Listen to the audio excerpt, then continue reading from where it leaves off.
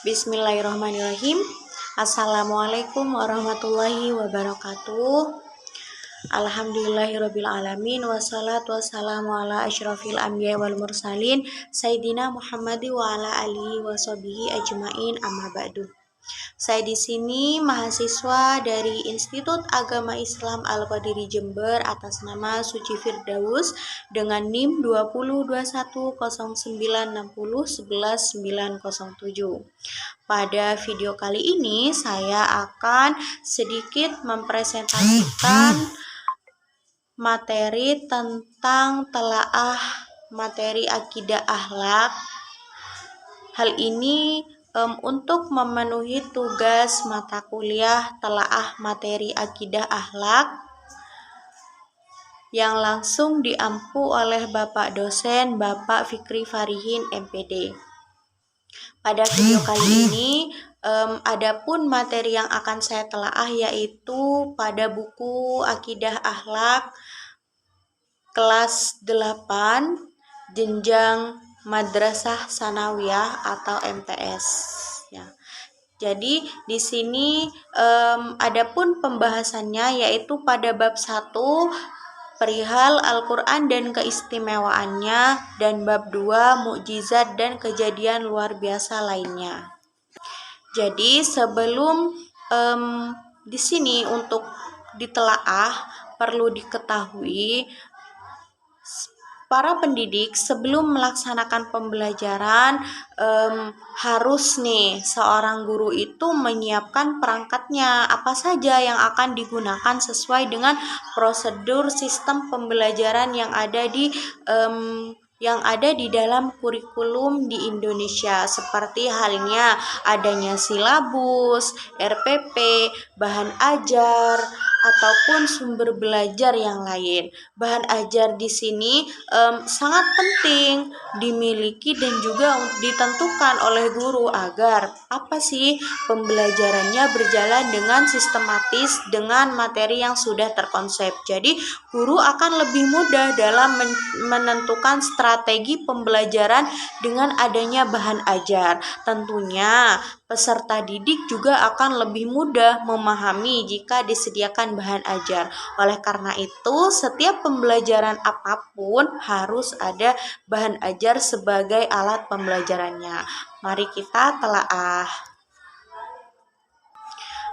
Baiklah, di pembahasan pertama yaitu bab 1 Al-Qur'an dan keistimewaannya.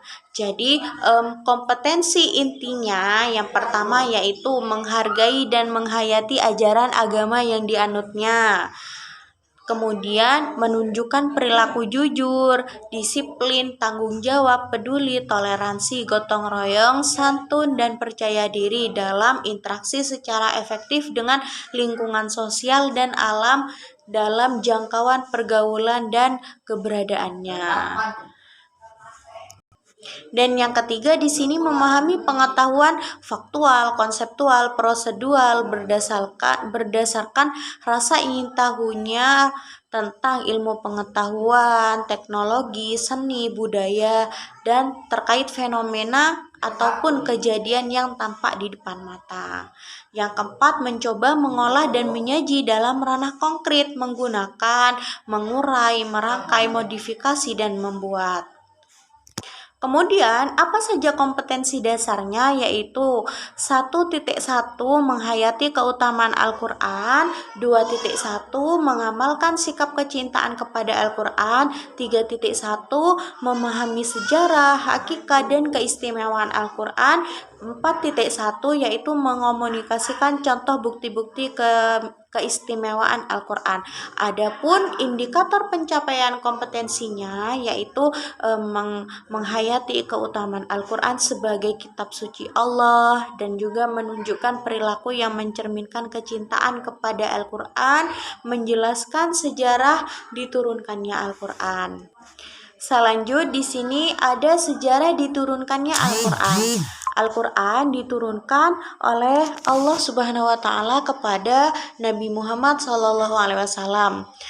dalam jangka waktu 23 tahun melalui perantaraan malaikat Jibril secara berangsur-angsur. Kemudian dimulai dari bulan Ramadan ketika Nabi Muhammad SAW itu bertahanus atau menyendiri di Gua Hira hingga wahyu terakhir ketika sedang melaksanakan haji wada. Nah, kemudian surah-surah dan ayat-ayat Al-Quran diturunkan secara bertahap kepada Nabi Muhammad SAW. Nah, di sini ada periodisasi turunnya Al-Quran. Para ulama ulumul Al-Quran membagi sejarah turunnya Al-Quran dalam 2 periode. Yang mana ayat-ayat yang turun pada periode pertama yaitu dinamai ayat-ayat Makkiyah. Dan ayat-ayat yang turun pada periode kedua dinamai ayat-ayat Madaniyah. Nah, periode sebelum Hijriah di sini yaitu periode Makkiyah, periode Mekah, yaitu Al-Quran yang turun sebelum Nabi Muhammad SAW itu melakukan hijrah ke Madinah. Berjumlah 86 surat diturunkan selama 12 tahun 5 bulan.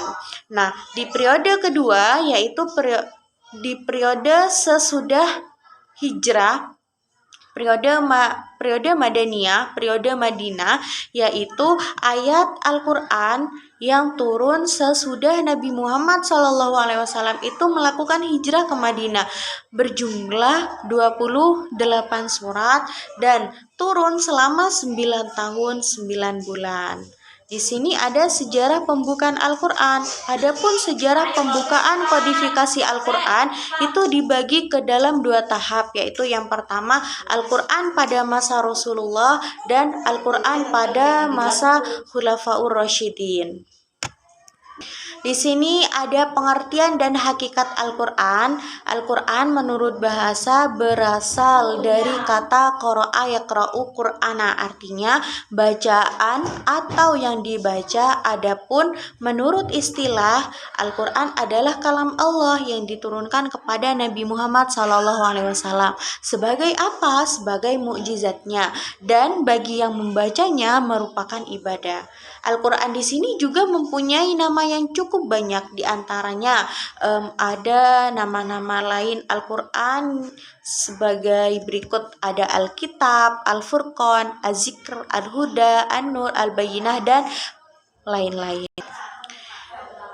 Kemudian di sini ada isi pokok kandungan Al-Quran. Jadi sebagai kitab suci yang menyempurnakan kitab-kitab terdahulu, Al-Quran berisi petunjuk secara lengkap sesuai dengan perkembangan zaman. Ajaran yang terkandung dalam Al-Quran meliputi apa saja, yaitu ada akidah, ibadah, muamalah, akhlak karimah, tarikh, syariat. Jadi sangat lengkap ada di dalam Al-Quran. Kemudian nomor 5 di sini keistimewaan Al-Quran sebagai mukjizat. Jadi pada waktu pemikiran manusia masih sederhana, Allah Subhanahu wa taala itu menurunkan kitab suci yang sederhana pula, sehingga dengan demikian manusia dapat mengikuti petunjuk-petunjuk yang ada di dalam kitab suci tersebut. Namun setelah pemikiran manusia itu berkembang lebih maju, Allah Subhanahu wa taala menurunkan kitab suci yang sempurna, yaitu Al-Quran. Seperti diketahui, seringkali Al-Quran turun secara spontan di sini guna menjawab pertanyaan atau mengomentari peristiwa. Nomor 6, hikmah turunnya Al-Quran. Jadi sebelum Al-Quran itu diturunkan, masyarakat Arab hidup dalam kegelapan. Mereka juga disebut masyarakat jahiliyah, yang mana juga disebut dengan zaman kebodohan ya. Karena tidak dapat memilih petunjuk yang benar, mereka banyak menyimpang dari agama tauhid yang telah diajarkan oleh nabi-nabi sebelumnya. Setelah Nabi Muhammad SAW diutus oleh Allah Subhanahu wa taala untuk menyampaikan Al-Quran sebagai petunjuk hidup yang benar, jadi sebagian mereka yang beriman dan sebagian mereka ada juga yang menolak. Mereka yang semula menyembah berhala kemudian menyembah Allah Subhanahu wa taala dan mau mengikuti ajaran Islam. Dengan demikian, hikmah diturunkannya Al-Qur'an adalah untuk menuntun manusia ke jalan yang benar agar selamat hidup di dunia dan akhirat. Baiklah, kita sekarang beralih pada bab 2, yaitu mukjizat dan kejadian luar biasa lainnya. Adapun kompetensi intinya yaitu 1. Menghargai dan menghayati ajaran agama yang dianutnya, menunjukkan perilaku jujur, disiplin, tanggung jawab, peduli, toleransi, gotong royong, santun, dan percaya diri dalam berinteraksi secara efektif dengan lingkungan sosial dan alam dalam jangkauan pergaulan keberadaannya. Adapun kompetensi dasarnya yaitu 1.2 menghayati kebenaran adanya mukjizat serta kejadian luar biasa lainnya, karomah, maunah, dan irhas. 2.2 menunjukkan sikap percaya diri dan tolong-menolong sebagai implementasi keimanan pada mukjizat dan kejadian luar biasa lainnya. Dan indikator pencapaian kompetensi menunjukkan perilaku spiritual dan pengalaman belajar meyakini adanya mukjizat kejadian luar biasa lainnya, dan menunjukkan sikap percaya diri dan tolong-menolong sebagai implementasi keimanan pada mukjizat dan kejadian luar biasa lainnya. Yang A, di sini pengertian mukjizat, karomah, irhas, dan maunah. Adapun pengertian dari mukjizat yaitu sesuatu yang melemahkan atau mengalahkan. Menurut istilah, mukjizat berarti sesuatu yang luar biasa yang terjadi pada diri Nabi dan Rasul Allah Subhanahu wa taala dalam rangka membuktikan dirinya adalah Nabi dan Rasul yang tidak dapat ditiru oleh siapapun. Yang kedua, karomah. Karomah adalah kejadian luar biasa yang dianugerahkan oleh Allah kepada seseorang yang soleh dan taat kepadanya. Jadi, karomah hanya diberikan kepada hamba-hamba pilihan Allah Subhanahu wa taala, termasuk waliullah, kekasih Allah Subhanahu wa taala. Dan irhas. Irhas adalah kejadian atau hal-hal yang istimewa terjadi pada calon rasul. Irhas di sini terjadi sebelum seorang rasul dinyatakan kerasulannya oleh Allah Subhanahu wa taala. Dan maunah adalah kemampuan luar biasa yang diberikan oleh Allah kepada seorang mukmin untuk mengatasi suatu kesulitan. Jadi maunah terjadi pada orang biasa berkat pertolongan Allah Subhanahu wa taala. Langsung di sini ada hikmah adanya mukjizat, karomah, irhas, dan maunah. Di antara hikmah yang dapat diambil dengan adanya mukjizat, karomah, irhas, dan maunah antara lain, yaitu yang pertama, melemahkan dan mengalahkan alasan, usaha, dan tipu daya orang-orang yang menantang dakwah Rasulnya Allah. Yang kedua, bagi yang telah percaya kepada kenabian, maka mukjizat akan berfungsi untuk memperkuat iman serta menambah keyakinan dan kekuasaan Allah Subhanahu wa taala. Yang ketiga, membuktikan kebenaran Rasul dan diutus Allah, membuktikan kebenaran Rasul yang diutus oleh Allah dan ajaran-ajarannya. Yang keempat, mempertebal iman kepada Allah Subhanahu wa taala. Yang kelima, mendekatkan diri kepada Allah Subhanahu wa taala. Jadi, pada intinya, mukjizat adalah kejadian luar biasa yang dianugerahkan oleh Allah Subhanahu wa taala kepada para rasulnya untuk melemahkan dan mengalahkan lawannya, serta sebagai bukti atas kebenaran risalahnya.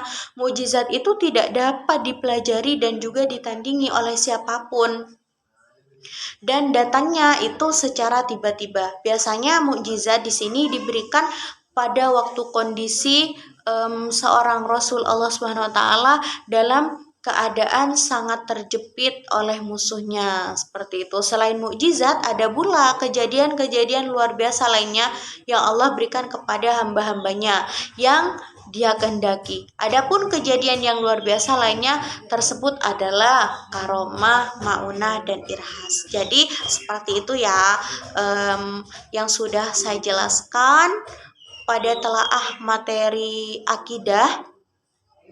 kelas 8 jenjang madrasah sanawiyah.